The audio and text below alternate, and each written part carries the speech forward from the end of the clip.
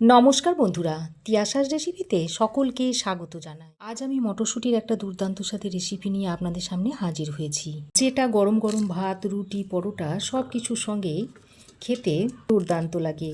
আর সবচেয়ে বড় কথা হলো, খুবই কম তেল মশলায় রেসিপিটা খুব সহজে তৈরিও করে নেওয়া যায়। তাহলে চলুন আর দেরি না করে রেসিপিটা দেখে নেওয়া যাক। এখানে আমি 300 গ্রাম মতো মটরশুঁটি ছাড়িয়ে নিয়েছি। তারপর মটরশুঁটিগুলোকে খুব ভালো করে পরিষ্কার করে ধুয়ে নিয়েছি। আর নিয়েছি 1 আঁটি মতো ধনেপাতা। আর ধনেপাতার গোড়ার অংশটা আগে থেকেই কেটে ফেলে দিয়েছি।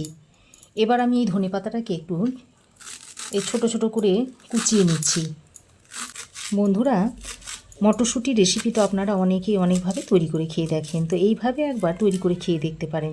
আশা করছি আপনাদেরও ভালো লাগবে। তো ধনেপাতাটাকে আমি এরকম ছোট ছোট করে কুচিয়ে নিয়েছি। তারপর এই ধনেপাতাটাকে একটা পাত্রে তুলে রেখে দিচ্ছি। এবার আমি এখানে একটা অন্য বাটির মধ্যে নিয়ে নিচ্ছি 1/2 চামচ মতো গোটা ধনে, 1/2 চামচ দিয়ে দিচ্ছি গোটা জিরে, আর 8-10টা মতো দিয়ে দিচ্ছি গোটা গোলমরিচ। প্রথমে আমি এই তিনটেকে একটু এরকম করে আধ ভাঙা করে নিয়েছি হামানদিস্তাতে। তারপর এর মধ্যে দিয়ে দিচ্ছি একটা ছোট সাইজের কুচনো পেঁয়াজ, আর দিয়ে দিচ্ছি বেশ কিছুটা পরিমাণে রসুন। এখানে পেঁয়াজের থেকে রসুনটা একটু বেশি পরিমাণে দিতে হবে। অল্প কিছুটা ধনেপাতা দিয়ে দিচ্ছি এর সঙ্গে। এবার এগুলোকে এইভাবে আমি থেতো করে নিয়েছি, আর এইভাবে থেতো করেই দিতে হবে, তাহলে রেসিপিটা খেতে খুবই ভালো হবে।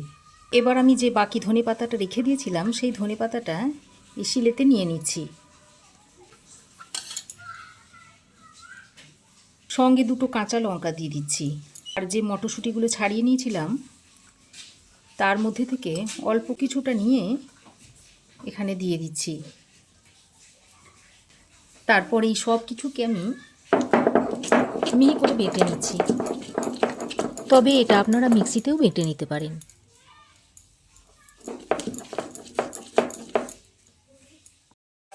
তো দেখুন, ধনেপাতা, মটরশুঁটি আর কাঁচা লঙ্কাটাকে এরকম মিহি করে শিলেতে বেটে নিয়েছি। তারপর একটা বাটির মধ্যে তুলে নিয়েছি। এবার আমি রান্নাটা করে নেব। তার জন্য গ্যাস অন করে কড়াই গরম করে দিয়ে দিচ্ছি 1 চামচ মতো সরষের তেল। তেল ভালোভাবে গরম করে নিয়ে এবার আমি এখানে 2টো মিডিয়াম সাইজের আলু এরকম একটু ডুমো ডুমো করে কেটে দিয়ে দিচ্ছি।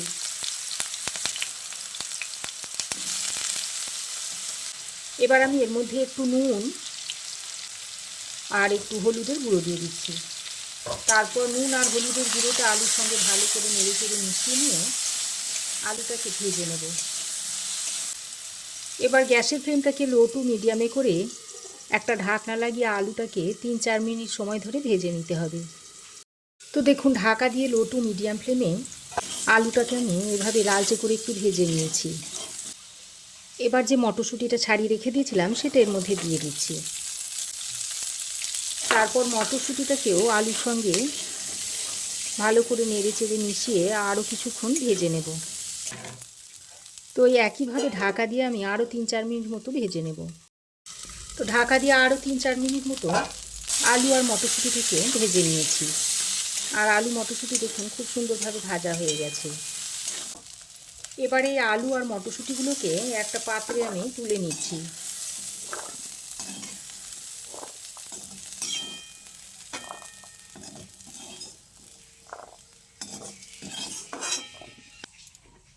তারপর ওই কড়াইয়ে আরও 1 চামচ মতো সর্ষের তেল দিয়ে দিচ্ছি।